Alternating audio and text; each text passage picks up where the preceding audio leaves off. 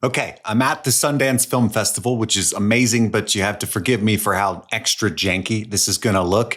I don't know what's up with the giant octopus. This is an Airbnb. You can't judge me for it. I kind of like it though. It's growing on me. He's become my friend. There's two really unique movies that come out today, so I wanted to take the time, even though it's going to look janky, to review them spoiler-free. It's the new Steven Soderbergh film Presence, and also a little bit about the film Inheritance, which might not be on your radar. I need to get it there. So check out the podcast streaming things. It's on all platforms. We just started covering Arcane. I'm going to be updating everybody on what's going on here at Sundance on my Substack at kitlaser.com. And of course, I'm always on TikTok and Instagram and Letterboxd. Let's get into the reviews.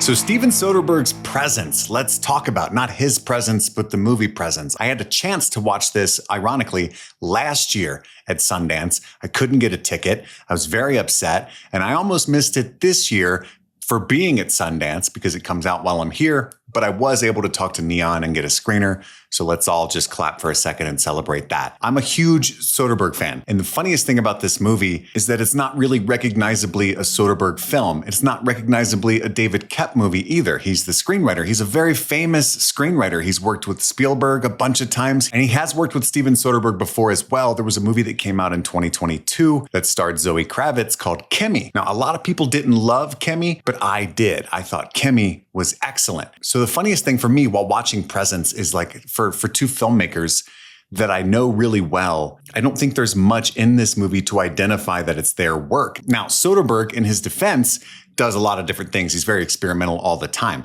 I mean, you could argue that Magic Mike and Out of Sight and Ocean's 11 don't have much in common either, but I do typically associate him with a snappiness of dialogue and a certain way that the camera moves. And this is more like a David Lowery film at times, which is interesting. But I did really enjoy Presence. I don't know who this is for or how general audiences are going to react because it's not particularly scary. It's going to be sold that way. Most likely, I don't watch trailers, but I bet they're selling it as a scary ghost story. It's definitely not that. It's about as scary as David Lowery's A Ghost Story, which other than Casey Affleck being in it isn't scary at all. It's also very similar to The Others, which is a masterpiece. That's a movie that I love, the one that stars Nicole Kidman. It's not as good as The Others or even A Ghost Story, but I do like this movie. The whole shtick of this film is that you're in the POV of the ghost. So the camera itself is the ghost that's in the house, and the entire movie takes place in one suburban home. We see it in the home from the family buying it or being shown the house by a realtor, all the way through everything that occurs. I think the movie is better in my memory than it is while watching it. I think it works thematically really well. It's yet another horror movie that symbolizes grief and family trauma, and it works on that level. And if you like that kind of thing, even though it's been happening a lot, then I think you're going to get a lot out of this. It's got Lucy Liu.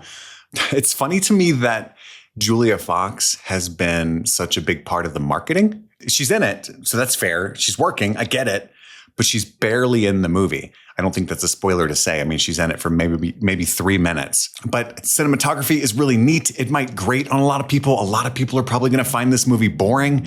I did not. Again, I wasn't like blown away by this movie, but I really enjoyed it. And I just love Soderbergh and David Koepp so much that honestly, they could have done almost anything and I would have trusted the process. But I do not think general audiences are going to be over the moon about this. So the kind of person that goes to the theater a couple of times a year, maybe even once a month, is going to leave feeling a little disappointed, wanting something scarier, I think. But I think a lot of people at the same time are gonna like it. So middle ground, not a whole lot controversial to say. The other movie that comes out today is called Inheritance. And I think a lot of people just aren't aware of this at all. It's probably not going to do that well at the box office at all, but you should seek it out, even though I liked it less than Presence.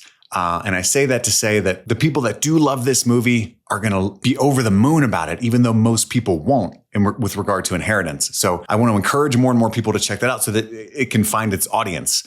It's kind of a celebration of indie filmmaking in general. It stars Risa Fons and Phoebe Dynevor. I'm not sure how to pronounce that, but the entire movie was shot on an iPhone. And I like to celebrate people that kind of just make shit happen. The interesting thing about Inheritance is that this is like a global spy thriller. They go to multiple countries. Crazy shit happens. It's very Paul Greengrass. And I mean that disparagingly with regard to the camera work, but also the types of plots that he typically goes for. And that's really interesting. We never get like a global spy thriller shot on an iPhone. And I think the way that it's filmed is very intentional because the person involved in the spy thriller ring is a fish out of water character. It's not a person who knows how to be a spy or is used to espionage or the kinds of things that are going on. And so the really tight close-ups and fisheye lenses and GoPro look to the whole movie maybe symbolizes her discomfort and her newness to this whole structure. Maybe. But the result is actually kind of annoying. Over time, it's very dizzying and upsetting. Everything is so tight and close and shaky that you're just like, come on, man. I just want to see what's going on. So the shtick does kind of grate on you. At least it did for me. But even though I didn't like the movie, I still want people to watch it because I think it's neat that they made it. I hope that makes sense. It might not. It might be completely weird. So yeah, 2 movies coming out today. I'm not sure how audiences are going to vibe with either one of them. I do recommend Presence wholeheartedly. I just didn't love it as much as I wanted to. And it's certainly not as good as the movies that it kind of compares itself to, but do recommend it. Inheritance, didn't really like it, but still recommending it. Because gosh darn it, they did it. They made a movie. Anyway, speaking of movies that could have been a lot better, this video could have been a lot better. But again, I'm stressed. I'm sleepy at Sundance. The lighting's terrible. I don't have all of my equipment. I don't have all of my brain cells, but I'm trying. Just wanted to get something out on YouTube. Thank you guys for following me. Ring the bell thingy so you know when I'm making videos. I got a whole bunch of them coming down the pipeline. Again, I'm on Substack. I got a podcast called Streaming Things. I'm on Letterboxd, Instagram, YouTube. I appreciate all of the support that you guys have been giving me throughout this extra tumultuous time. I hope that you're doing well. And let me know in the comments if you've seen either of these movies, what you think.